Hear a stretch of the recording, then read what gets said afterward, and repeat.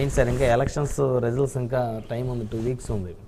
So majority సర్వేలన్నీ కూడా కూటమి వైపు చెప్తా ఉన్నాయి. సో కూటమి ఎందుకంటే 3 పార్టీలు ఉన్నాయి, 2 సామాజిక వర్గాలు, బలమైన సామాజిక వర్గాలు కలిసిపోయి కూడా పనిచేసిన పరిస్థితి ఉంది.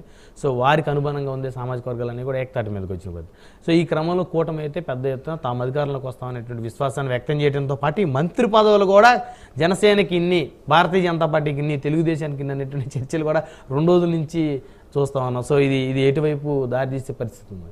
అంటే నాకు తెలిసి జనరల్గా అక్కడ ఉన్న 24 మినిస్టర్స్ అనుకుంటా టోటల్గా. దాంట్లో ఒక 2 బీజేపీకి వెళ్తే, ఒక 4 జనసేనకి వెళ్తాయి, మిగతా అన్న టీడీపీ దగ్గరే ఉంటాయి అన్నమాట. జనరల్గా ఇంకా బీజేపీ నుంచి వచ్చేటప్పటికి కామినేని శ్రీనివాస్ గారు, సుజనా చౌదరి ముందర వరుసలో ఉంటారు వాళ్ళిద్దరికి.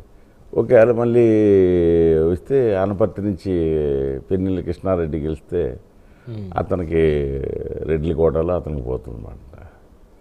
ఇంకా జనసేనకు వచ్చేటప్పటికి మనం మాట్లాడుకోవాల్సి వస్తే బుద్ధప్రసాద్ గారుని స్పీకర్ చేసే అవకాశం ఉంటుంది జనసేనలో ఇంకేంటంటే మిగతా ఈ ఉన్నాయి కదండి మంత్రి పదవులు అనేటప్పటికీ ఒక జిల్లా నుంచి తీసుకోవాల్సి, సామాజిక వర్గంలో తీసుకోవాలి. ఈస్ట్ గోదావరి వచ్చేసరికి పంతం నానాజీ వచ్చేస్తాడు.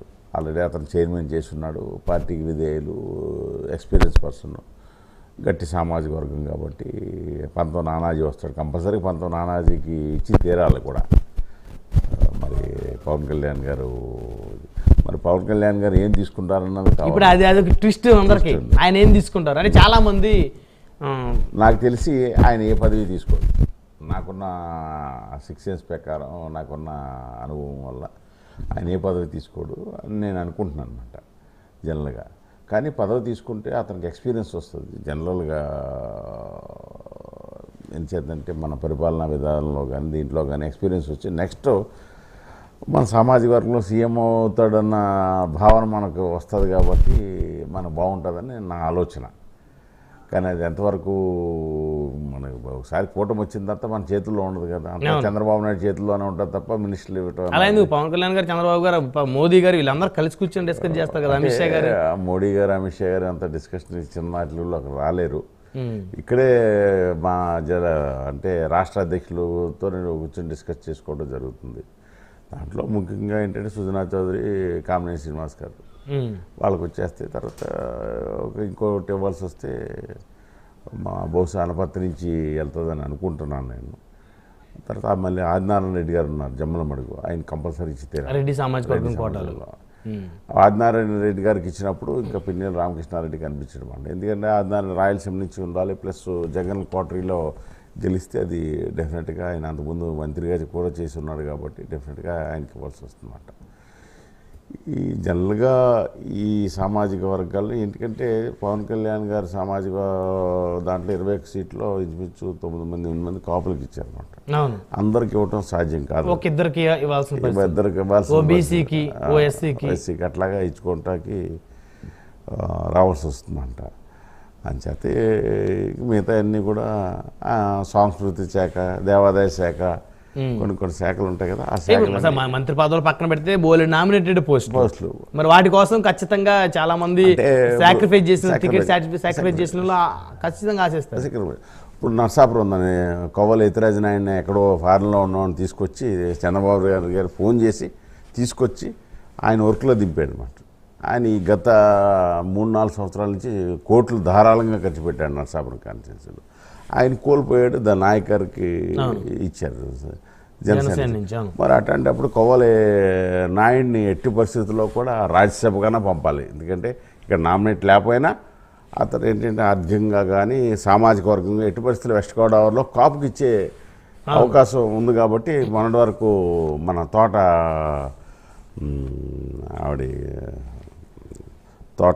సుబ్బారెడ్డి గారు, రాజలక్ష్మి గారికి ఉండేది కాబట్టి ఇప్పుడు రాజ్యసభ అంటే కొవ్వల అయ్యన్నాయుడికి ఇస్తే అక్కడ సామాజిక వర్గం బేస్ అవుతుంది. యంగ్స్టర్ కాబట్టి ఇప్పుడు అంతా పాతోళ్ళు అయిపోయారు. ఇప్పుడు ఎప్పుడు పాతోళ్ళు కదా, యంగ్స్టర్స్ కూడా రావాలి. ఇప్పుడు రాజకీయాలకు వస్తేనే ఆ యంగ్స్టర్స్ నెక్స్ట్ వెళ్తుంది.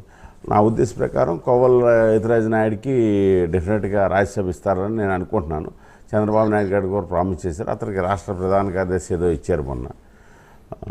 ఇట్లాగా ఎవరికాలు నామినేట్ పోస్టులు కొన్ని చోట్ల ఉన్నాయి. మరి కృష్ణా జిల్లాలో వస్తే బండ్రెడ్డి రామ్కి ఇవ్వాల్సి వస్తుంది. ఆయన పాపం సీట్ ఇవ్వలేదు, లాస్ట్ టర్మ్ ఎంపీగా కంటెస్ట్ చేశారు, ఇవ్వలేదు. అలాగే కొన్ని చోట్ల చాలామంది జనసేన కార్యకర్తలు ఉన్నారు. హరిప్రసాద్ గారు ఉన్నాడు తిరుపతి నుంచి, బొలిశెట్టి సత్యనారాయణ గారు ఉన్నాడు, తమ్మినేని శివశంకర్ గారు ఉన్నారు. వీళ్ళందరికీ కూడా డెఫినెట్గా ఇచ్చి తీరాలన్నమాట.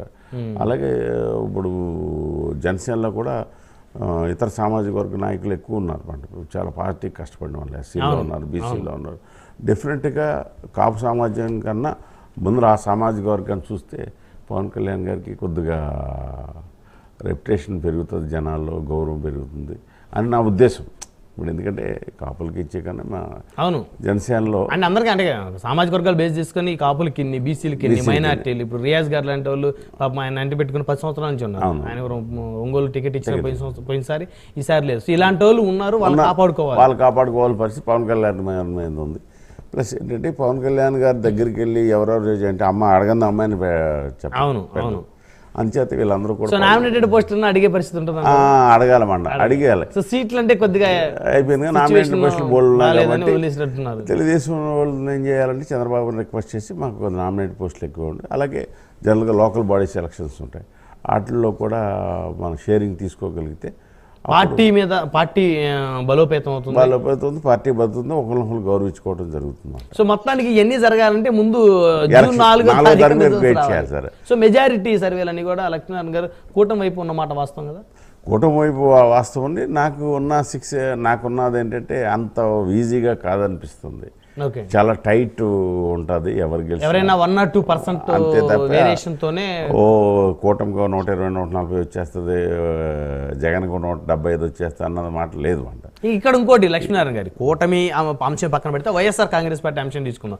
వాళ్ళు కూడా కొంతమంది టికెట్లు సాక్రిఫైస్ చేసి వాళ్ళ పార్టీలో కూడా ఒకళ్ళని ఆపి ఇంకొకరికి టికెట్ ఇచ్చిన పరిస్థితి ఉంది. వాళ్ళు కూడా జగన్మోహన్ రెడ్డి గారు మళ్ళీ 2వ సారి అధికారంలోకి రాగానే వాళ్ళ నామినేటెడ్ పోస్టులు అడగడానికి వాళ్ళు కూడా సిద్ధం చేసుకున్నారు. ఇప్పుడు జగన్మోహన్ రెడ్డి అన్నాడు వన్ అండ్ సోల్. అవును, అక్కడ ఏం తీసుకుని ఆయనే డిసిషన్. సపోజ్ అక్కడ ఎవడో చిన్నోడికి ఇవ్వాలనుకుంటే ఇచ్చేస్తాడు. ఇక్కడ అలా తెలుగుదేశంలో ఇప్పుడు ఇక్కడ ఎన్డీఏలో తెలుగుదేశం 3 పార్టీలు ఉన్నాయి, 3 పార్టీలు. ఇప్పుడు ఎన్డీఏ అనాలి, తెలుగుదేశం అంటే లేదు మనం. ఎన్డీఏ అనవలసిందే. ఈ ఎన్డీఏలో ఏమంటే ముగ్గురు దగ్గర నుంచి చర్చించుకోవాలి, ముగ్గురు నాయకుల నుంచి తీసుకోవాల్సి వస్తుంది. ఇప్పుడు భారతీయ జనతా పార్టీ ఉండే ప్రతి స్టేట్ వైడ్ కూడా ప్రతి చోట కూడా నాయకులు ఉన్నారు. వీళ్ళందరినీ కూడా చాలామంది సీనియర్ నాయకులు ఉన్నారు 30-40 సంవత్సరాల నుంచి. వీళ్ళందరినీ కూడా పరిగణలోకి తీసుకోవాలి, వాళ్ళకి నామినేట్ పోస్టులు ఇవ్వాలి, రేపొద్దున లోకల్ బాడీస్లో ఫుల్ఫిల్ చేయవలసి వస్తుంది. ఈ రకంగా చేసినప్పుడు ఏమవుతుందంటే కత్తి మీద సాము ఇక్కడ తెలుగుదేశం పార్టీకి. సో అసలైన పంచాయతీ ముందుంది. రైట్, మళ్ళీ వస్తాను లక్ష్మీనారాయణ గారు. మనతోటి నరసింహప్రసాద్